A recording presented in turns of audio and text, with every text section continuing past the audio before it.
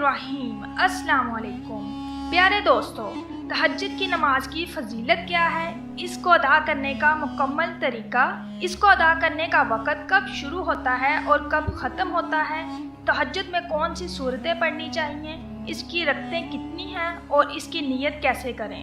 तहज्जुद की नमाज से रिलेटेड बहुत से मसाइल मैं आज आपसे शेयर करूँगी और तहज्जुद की नमाज का मुकम्मल तरीका जानने के लिए वीडियो को मुकम्मल देखिएगा। तो प्यारे दोस्तों, पहले हम तहज्जुद की नमाज की फजीलत के बारे में जानते हैं। तहज्जुद की नमाज अल्लाह ताला की लाडली नमाज है।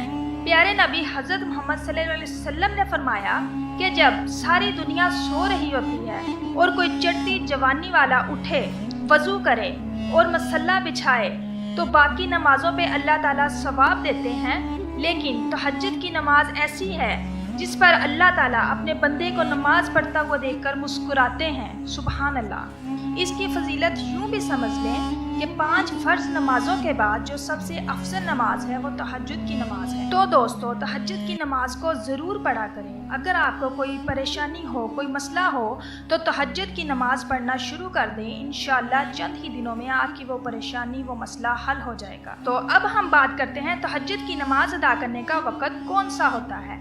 बहुत से लोगों को इस बात की गलत फहमी है कि तहज्जुद की नमाज का वक़्त सुबह का होता है, यानी जो सहरी का वक़्त होता है वही सुबह की नमाज का वक़्त होता है, जबकि ये बहुत बड़ी गलत फहमी है। तो अच्छी तरह से समझ लें कि तहज्जुद की नमाज का जो वक़्त है, इशा की नमाज के बाद आप 5 मिनट, 1 घंटा या जितने भी घंटे बाद सो के उठेंगे तो तहज्जुद की नमाज का वक़्त शुरू हो गया। और सुबह जब सहरी का वक़्त ख़त्म होता है तो उस वक़्त तहज्जुद की नमाज का वक़्त ख़त्म हो जाता है।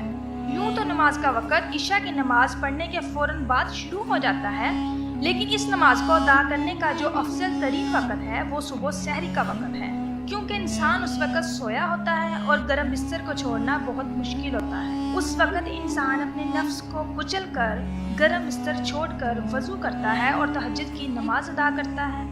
इसका जो सबसे अफजल वक़्त है वो सुबह सहरी का वक़्त है और इस वक़्त नमाज अदा करने से सवाब भी ज़्यादा मिलता है। अब हम जानते हैं कि तहज्जुद की नमाज की रकतें कितनी हैं। अगर वक़्त हो तो कम से कम 4 रकतें पढ़ें और ज़्यादा से ज़्यादा आप 12 रकतें भी पढ़ सकते हैं, लेकिन अगर वक़्त बहुत ही कम हो तो 2 रकतें भी पढ़ सकते हैं।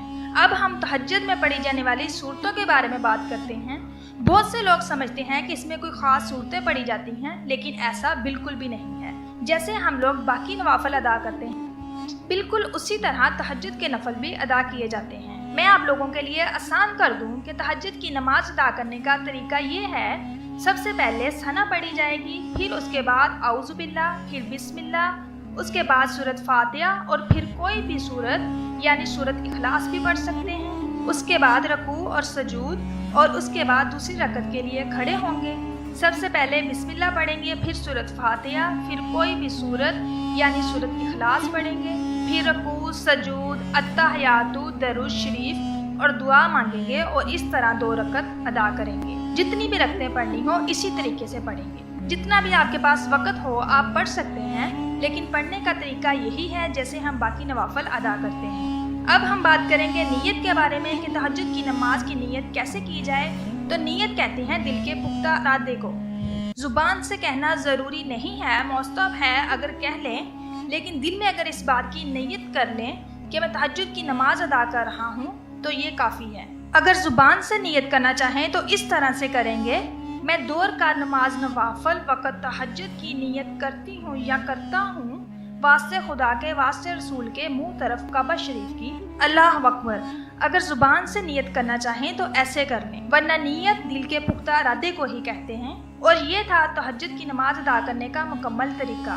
तहज्जुद की नमाज की बहुत फजीलत है, इसे अदा करने से अल्लाह ताला का कुर्ब हासिल होता है।